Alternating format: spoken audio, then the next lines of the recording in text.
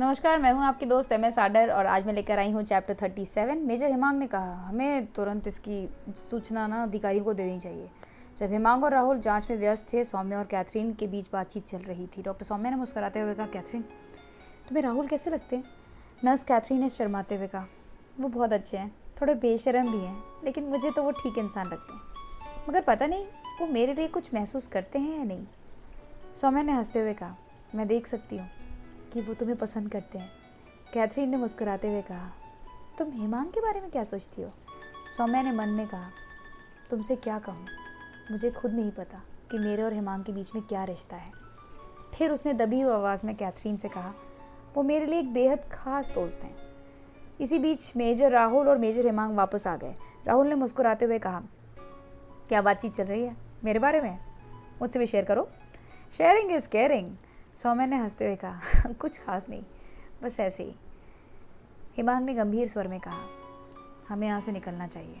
सौम्या, ये लो सैंपल, तुम लोग इस सैंपल को संभाल कर रख लो। मेडिकल कैंप में किसी को भी इस बारे में कुछ मत कहना, ये टॉप सीक्रेट मामला है। राहुल, तू अपना सैंपल संभाल कर रख भाई। एक गहरी सांस लेते हुए राहुल ने कहा, कुछ भी कहो, आज हमने जो देखा वो बहुत ज़्यादा डेंजरस था भाई। फिर वो चारों एक साथ मिलकर जंगल के बाहर निकल गए। वे तुरंत अपनी गाड़ी में सवार होकर बहुत तेज़ी से कैंप की ओर निकल पड़े। वहीं गाड़ी में सफ़र करते समय राहुल और कैथरीन के बीच नज़रें मिली। फिर दोनों ने एक दूसरे को अनदेखा कर दिया, जबकि हेमांग और सौम्या एक दूसरे को चोरी चोरी देख रहे थे। राहुल ने मुस्कुराते हुए कहा, मेरा ये जन्मदिन मैं कभी नहीं भूलूंगा भाई। कैथरीन ने उस शर्माते हुए कहा, मैं भी नहीं। हेमांग ने गंभीर होकर कहा, हमें इस नकली जहरीले सांप वाले मामले को गंभीरता से लेना चाहिए, it's not a joke. Saumya ने सहमति से सिर हिलाते हुए कहा, हाँ, ये सिर्फ हमारे लिए नहीं बल्कि पूरे देश के लिए बहुत खतरनाक हो सकता है यार। उनके ऊपर मौत का साया मंडरा रहा था। तभी हेमांग ने रियर मिरर में देखा कि तो उसका दिमाग घूम गया। उसने कहा, जंगल का रहस्य हमारे लिए मौत का पैगाम ले आया है। राहुल ने भी ध्यान से देखा और कहा, अब आएगा मज़ा।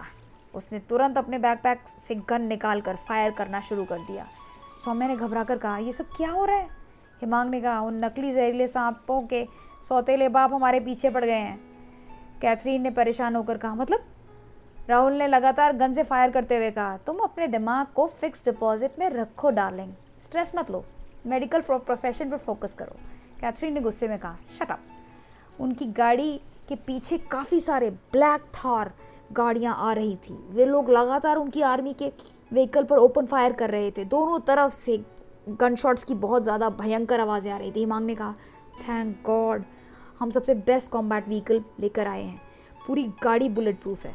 सौम्या ने परेशान होकर कहा, मतलब तुम लोग जानबूझकर हमें यहाँ पे अपने मिशन पर लेकर आए थे? वाई? कैथरीन ने कहा, साथ में मरने के लिए। राहुल ने मशीन गन को रूफटॉप ओपन करके उस पर फिक्स करते हुए कहा, मरने नहीं, मारने के लिए, जस्ट चिल। कैथरीन ने कहा, हमें इस मिशन में अपने साथ क्यों लेकर आए तुम लोग यार? हेमांग ने कहा, हमें ये सैंपल टेस्ट करवाना था और वो भी ऑन फील्ड। सौम्या ने चिढ़ते हुए कहा, तो जानबूझकर हम दोनों को तुम दोनों ने बाली का बकरा बनाया? ये बर्थडे का ड्रामा था? How audacious and how stupid of us. Major Rahul ने लगातार गुंडों पर फायर करते हुए कहा, नहीं, अरे सही में आज मेरा जन्मदिन है भाई, से happy birthday to me. Catherine ने परेशान होकर कहा, आज हम सब का मरण दिन होने वाला है। सौम्या और मैं सिविलियंस हैं, हमें ये खून खराबा बर्दाश्त नहीं होता। हेमांग ने कहा, सबसे ज़्यादा तुम मेडिकल प्रोफेशन के लोग खून से डील करते हो, तुम दोनों के मुंह से डर वाली बात बेहद अजीब लगती है यार। सौम्या ने गुस्से में कहा, क्या उस दिन भी उस जंगल में तुमने मुझसे झूठ कहा था? क्या उस दिन भी किसी मिशन पर थे क्या तुम? मुझे ये सब कुछ सच सच बताओ, वरना।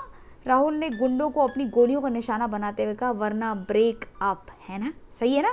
हेमांग ने चिढ़ते हुए राहुल से कहा, तू अपनी बकवास बंद कर, बीच में मत बोल, काम पर फोकस कर। मेजर राहुल ने गन फायर करते हुए कहा, आज का दिन सच में एडवेंचर से भरा हुआ है, हैप्पी बर्थडे टू मी।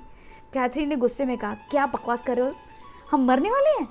तुम्हें अपना जन्मदिन याद आ रहा है? तुम क्या पागल वागल हो? डॉक्टर सौम्या ने घबराते हुए कहा, हेमांग, ये सब क्या हो रहा है? तुमने कहा था कि ये छोटा सा मिशन है, मगर ये तो बहुत ही ज़्यादा खतरनाक लग रहा है। मेजर हेमांग ने स्टीयरिंग कसकर पकड़ते हुए कहा, मुझे लगा था कि ये सीक्रेट ऑपरेशन होगा, लेकिन लगता है कि हमें किसी ने ट्रैक कर लिया है।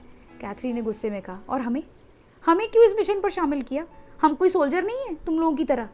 मेजर राहुल ने हंसते हुए कहा, अरे मेडिकल टीम होना भी कम खतरनाक नहीं है, वैसे भी तुम्हारे पास हेल्थ केयर का एक्सपीरियंस है और मेरे पास इन गुंडों को हैंडल करने का फेयर डील। सौम्या ने कहा, राहुल सीरियस बनो, ये कोई मजाक नहीं है। गुंडों की एक गोली गाड़ी के विंडशील्ड से जा टकराई, लेकिन बुलेट प्रूफ ग्लास होने की वजह से कोई नुकसान नहीं हुआ। मेजर हिमांग ने गहरी सांस लेते हुए कहा, थैंक गॉड, ये बेस्ट कॉम्बैट व्हीकल है, आप कोई टेंशन नहीं। कैथरीन ने व्यंग्य करते हुए कहा, टेंशन नहीं, हमारे पीछे पूरी फौज लगी है, वो भी गुंडों की। My god, what are you talking. Major Rahul ने गंभीर होकर कहा, ये हरामी ऐसे नहीं मानेंगे, ठीक है अब गेम चेंज करना पड़ेगा, वाकई में गुंडे बहुत ही चिपको हैं यार। इसी के साथ इस रोमांटिक नॉवल का ये वाला चैप्टर यहीं पे कंप्लीट होता है। मिलते हैं बहुत जल्द, जिसमें मैं आपको अगले चैप्टर की कहानी सुनाऊंगी। जानेंगे कि आखिर कैसे उन गुंडों से वो लोग पीछा छुड़ा पाएंगे, या फिर वो गुंडे उनको पकड़ लेंगे, आखिर होने क्या वाला है। दोस्तों, आपको ये वीडियो थोड़ी सी भी अच्छी और पसंद लगी है तो प्लीज़ वीडियो को लाइक कर दीजिए। चैनल को सब्सक्राइब नहीं किया तो चैनल को सब्सक्राइब कर लीजिए। Thank you for watching. हमेशा मुस्कुराते रहिए। Have a blessful life.